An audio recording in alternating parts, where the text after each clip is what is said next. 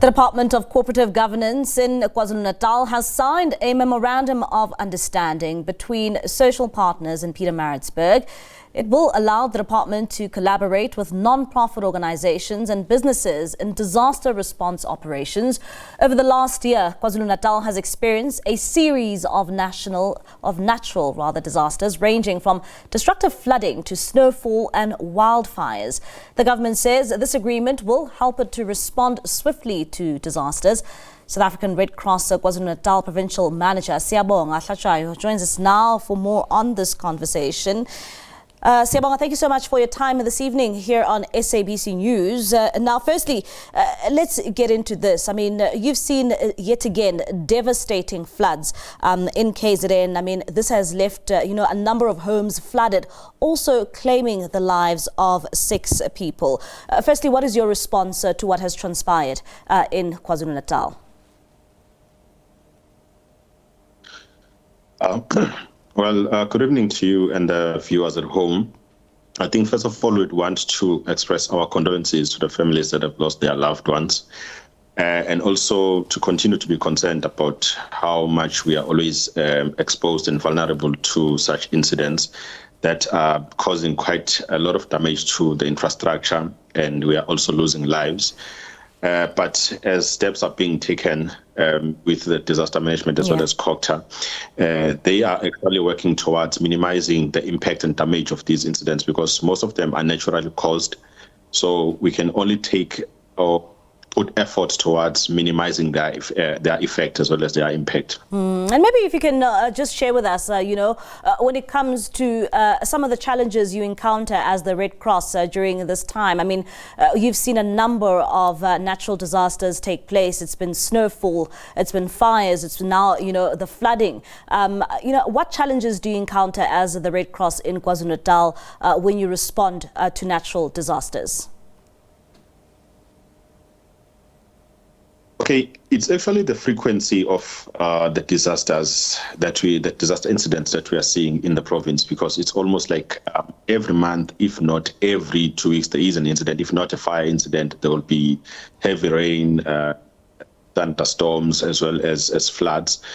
So, which requires really for us to work hard in order to ensure that we keep up with being able to provide relief to the people that are affected.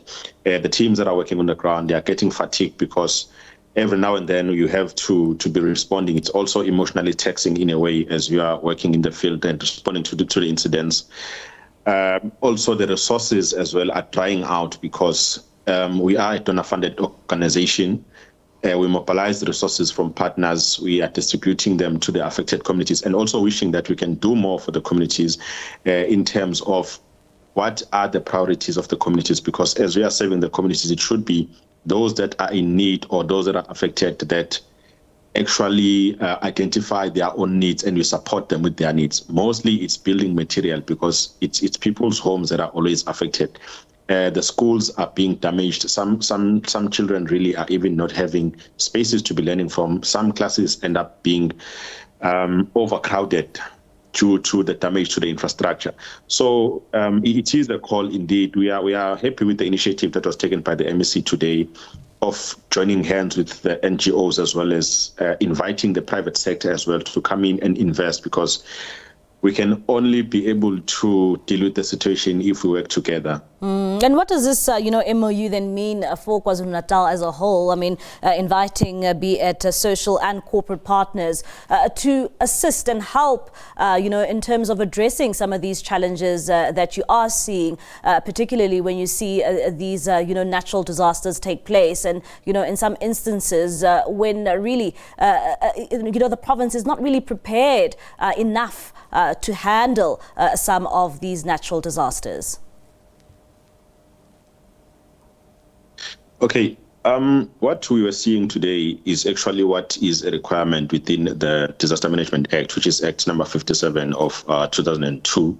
Chapter 4 of the Disaster Management Act states that provincial disaster management must establish and implement disaster management frameworks that will be ensuring an integrated as well as a uniform approach to disaster management by the state's organs, as well as NGOs and private sector that are involved in disaster management. So how do you really ensure that you achieve this? It is through engaging into memorandum of agreements with the parties that are involved in disaster management. That way you have a uniform approach, because usually if you reflect in the past, whenever there would be disastrous incidents, people would just donate to communities without really coordinating or even observing how is the distribution being done of the relief. Is everyone getting equally? So that we do not end up with a situation where some people are getting more, but some are not even getting at all. So with the Disaster Management Center being in the center now, coordinating and having these partnerships and relationships with these NGOs and the private sector, it ensures that there is coordination and then there is effective disaster response, and the relief gets to the communities in an efficient and effective way. And Siyabonga, when it comes to how you have been responding, to now the torrential rains we have seen over the past couple of days, how has it been for you as a disaster response in KZN in terms of responding, to the relentless rain we have seen over the past couple of days, which has now claimed the lives of 6 people?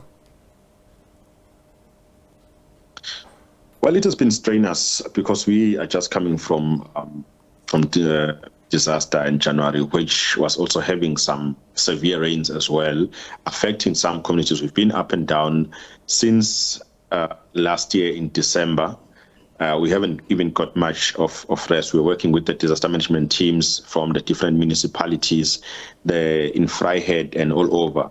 So this rain is actually coming at a time where we are trying to catch a breath, trying to regroup and also observe with the team and observe our stock. Do we have enough relief? Should anything happen now?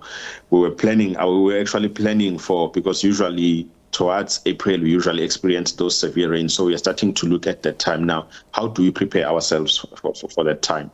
Then we are experiencing this, which came out of nowhere with the South African Weather Services providing the weather alert messages. So we have tried to gear up again and go out in the communities jointly with the disaster management teams as they are taking lead in the responses. All right. And when it comes to, some of the assistance which you urgently need, what is your appeal to the public during this time? Well, the public, mostly what I'd always appeal for first, it is to assist people that have lost their homes, to be assisted with building materials, because once once people have shelter, other relief items can come in and they would be of great assistance and appreciable. But it's always a priority to support people with shelter. As the Red Cross Society, we provide food items, we provide kitchen items, blankets, mattresses, and all of those items, hygiene packs, we provide them. And we also provide with the cash voucher assistance. The cash voucher assistance usually assists the communities or the individuals that have been affected to be able to procure whatever is their priority at that particular time, or whatever that they need at the time.